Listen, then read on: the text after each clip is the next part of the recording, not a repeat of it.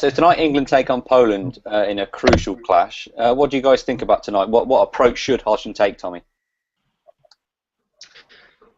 It's an interesting one. I don't think that we can be as open as we were against Montenegro because Poland do have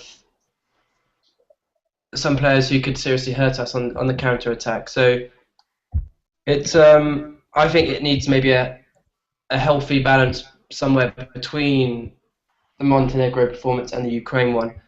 Obviously, we're the home team, so we should be dominating the ball. But I just feel that if we go too open and Poland score first, I think it could be a very difficult night for England. So it's important that we don't lose that first goal. It's going to be a much tougher game than it was on Friday night.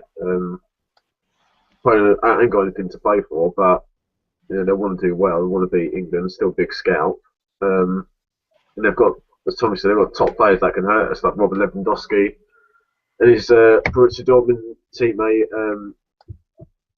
What's his name? Jakub Błaszczykowski. And in goal they've got either Arthur Boric, who's done well for Southampton, or Wojciech Szczesny. So they've got better players than what Montenegro had on Friday. So they've got to play well. They've got to be patient on the ball, but at the back they were very already tested on Friday. So they've really, especially Gary Cahill and Phil Jagielka, this is their biggest test of their partnership against the real top striker. So they've got to keep him quiet, but if they do, then I think England's attacking ability will see them through, but it's going to be tough. I think Lewandowski in particular, I think a lot of people have signalled him out as their main threat, but Błaszczykowski, just as you say, will be just as big a threat coming in from the wide areas and cutting inside. Poland is a skipper as well.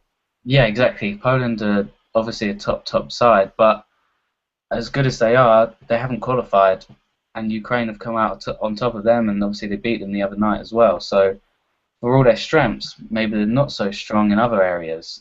And in particular, I think, as you were saying about their goalkeeper, Szczesny, for me, as much as he's still got a lot of time, he's still a young goalkeeper, but he hasn't been the greatest over the last year or so.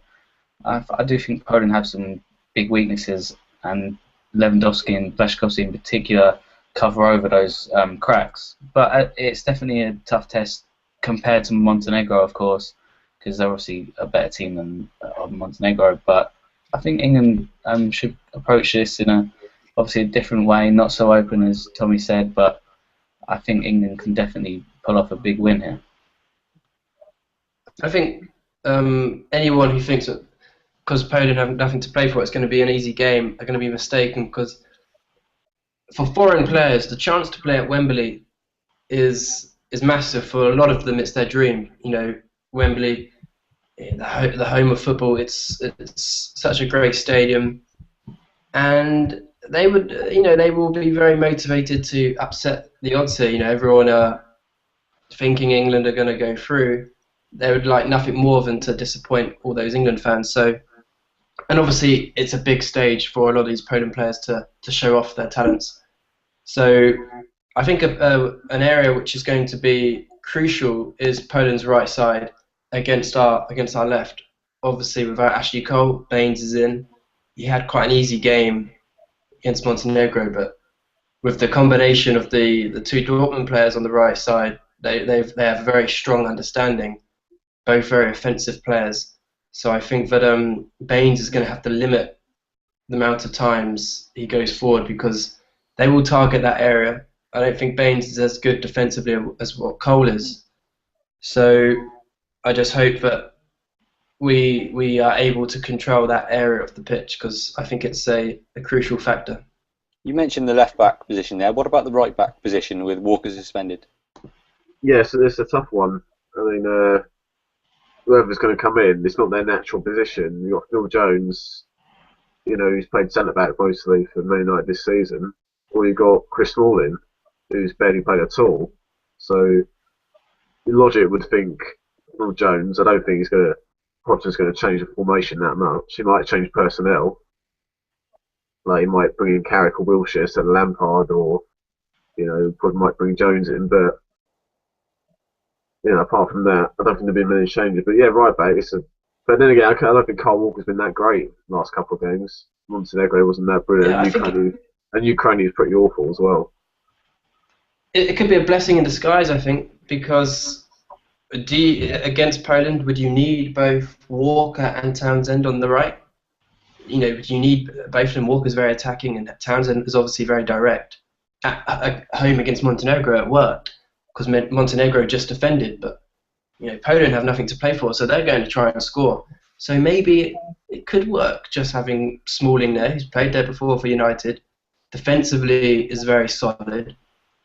Also adds some height, which will help with set pieces because with Poland, with the likes of Lewandowski, are strong in that area. So I think Smalling maybe just holding back, just offering support to Townsend, not making any overlapping runs, and just giving that area of the pitch to Townsend would maybe be more effective in this type of game. The rumours are Townsend is actually injured for this game. So who do we think would replace him if that is true? Well, if he's going to have a fitness test, for the game, but he'd probably been James Milner in. Pretty much a solid, dependable player. Hodgson likes him. I think he'd probably play on the right, but you never know. I think it's pretty obvious. I think for me, I would bring Wilshere in. I think and play Wilshere along with Lampard and Gerrard as a midfield three, just to increase that solidarity in that area of the pitch. And then I think you could have a front three of Rooney, Welbeck, and Sturridge. Yeah, that could work. I know Sturridge doesn't like to play right, but he doesn't have to. It could be flexible. You could have Welbeck and Sturridge as the strikers, with Rooney maybe just playing just off them.